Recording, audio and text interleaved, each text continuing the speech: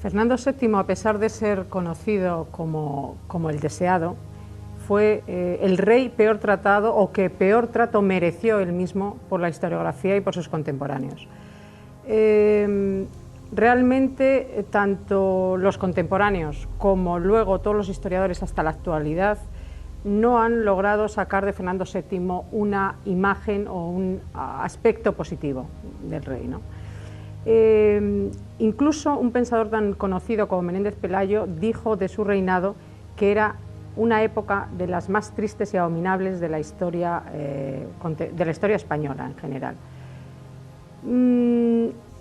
En realidad, y sin entrar ya en los debates alrededor del rey, lo que hoy día la historiografía actual ha convenido, se ha puesto de acuerdo en que fue definitivamente que este rey no tuvo la capacidad, o realmente podemos decir, no solamente no tuvo la capacidad, tuvo muy escasa capacidad de afrontar los graves problemas que le tocaron vivir en esta época.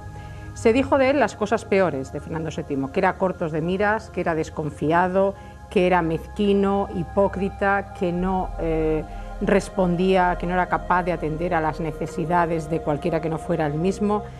Se llegó a decir incluso que era el símbolo de la perfidia y de la bajeza, y eso está en los manuales que todavía se manejan hoy día, vamos, que son los más importantes sobre el reinado. Se puede leer todavía estos conceptos sobre Fernando VII. Lo malo del asunto fue que quedó incluso como imagen de los Borbones en España, ¿no? Sin tener en cuenta que hubo reyes con una imagen mucho más positiva, mucho más inteligentes, mucho más capaces, mucho mejor intencionados, como podíamos poner como contrapunto el ejemplo de Alfonso XII. Entonces, desde luego, Fernando VII fue un rey absolutista.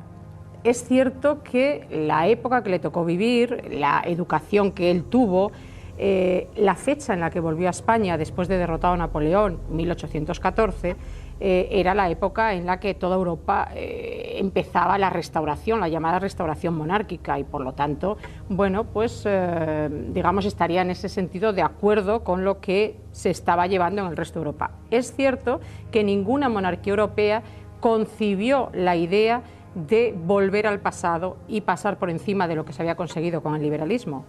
El propio Fernando VII dijo, cuando volvió, llegó a decir que él abominaba del despotismo, que no se podía pensar en retornar al despotismo, a pesar de lo cual la práctica política fue que las dos veces que retornó el absolutismo a España bajo su reinado fueron efectivamente plenamente despóticas o absolutistas, ¿no?